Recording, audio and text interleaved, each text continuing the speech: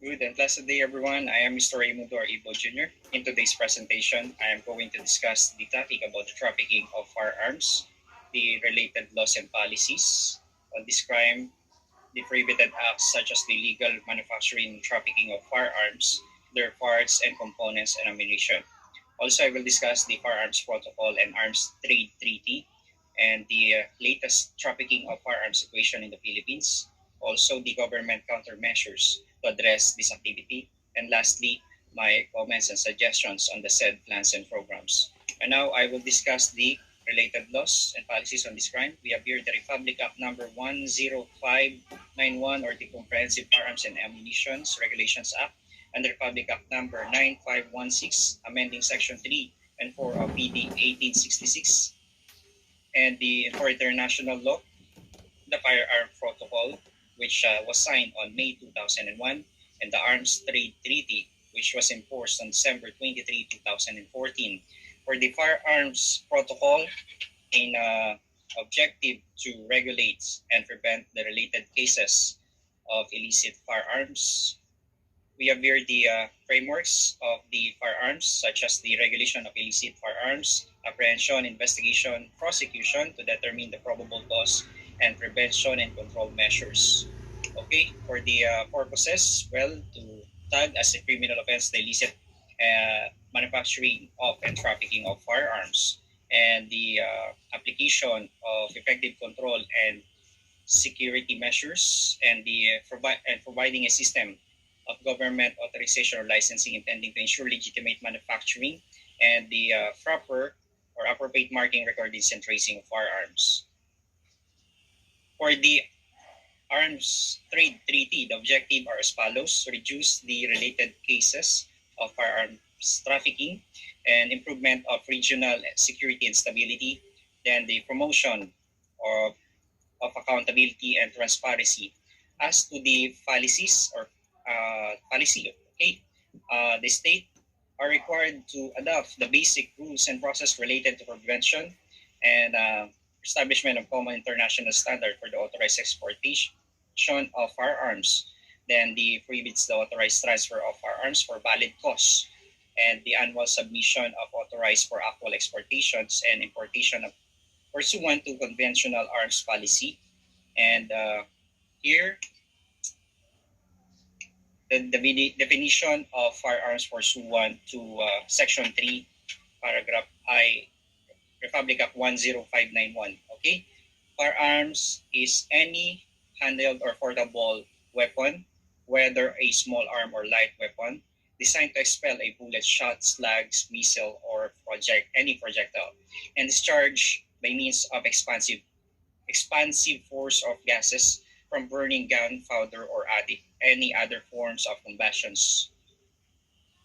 Okay, and here are the components of the firearms. We have here the bolts, which black, chamber, clip, cylinder, magazine, slide, and trigger. And now I will discuss the illegal and unlawful acts. And let's define the legal firearms. Accordingly, it is considered as loose firearms or illegal manufactured firearms, and it's also defaced or no serial number indicated in the said firearms, and person who possess the same has no valid license to own and possess firearms, and the same is not registered to the current owner. And here, the legal meaning of illegal manufacturing. For your information, it is committed by the juridical person, which refers to the private entities, and the natural persons which refers to the individuals. Legal manufacturing means it is the unauthorized invention, illegal creation, prohibited fabrication, and unauthorized production of firearms, and including the instruments, tools therein. Okay, here I will show you the process of or modus operandi of firearms trafficking or the arm smuggling.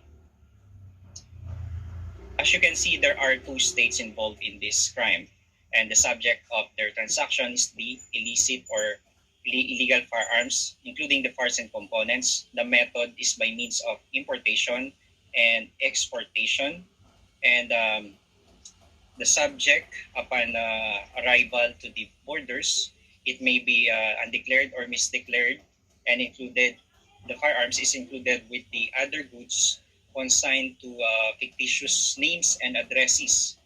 Sometimes firearms can also be dismantled into pieces and included among metals, items, and machinery parts legally imported and exported. And firearms are also sometimes thrown from vessels at the at prearranged areas and some distance from the shore, where they are later picked up by small boats and brought to undisclosed places. Okay, here are the firearms trafficking methods. We have here the sea trafficking, and land trafficking and ant trafficking. Okay, and here is the latest or current situation of illicit firearm trafficking in the Philippines. As of 2016, there are 43 cases of firearms components, and okay, this was the related firearms trafficking cases that was seized by the authorities. It is the verified report. Uh, 96 cases ammunition and 21 firearm trafficking related cases.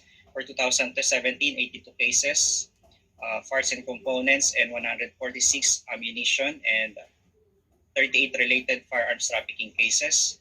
And as of October 18, 2020, the Bureau of Customs has intercepted the firearms amounting to 1.5 million, including the parts and accessories, for lack of import permits from the Firearms and Explosive Office of the Philippine National Police.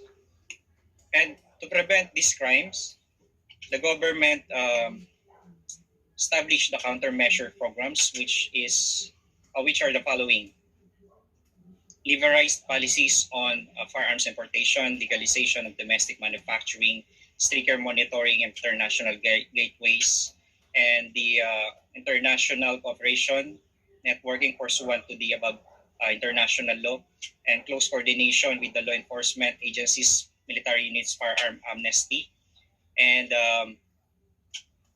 firearm amnesty pursuant to the law is a means any indemnity against prosecution for the unlawful possession of a firearms ammunition.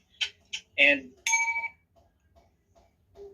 lastly, I will discuss my recommendations upon evaluation of the said program, and these are my suggestions and recommendations. Interagency Council Against Firearms Trafficking should be created. Strategic monitoring and supervision of Philippine borders and firearms-related trafficking cases should be implemented, and close coordination between the international, local, and other concerned agencies related to the implementation and supervision of firearm trafficking policy should be maintained from time to time. Fourth, accurate database of authorized dealers, manufacturers, and gun owners should be created for easy reference. And fifth, systematic, fast, and reliable registration of firearms and renewal of the required permits should be developed and implemented. Sixth, preventive measure against illegal firearms trafficking should be enhanced. Seventh, campaign against illegal firearms trafficking and other related cases should be strengthened. And lastly, public awareness against illegal firearms trafficking and other related cases should also be strengthened.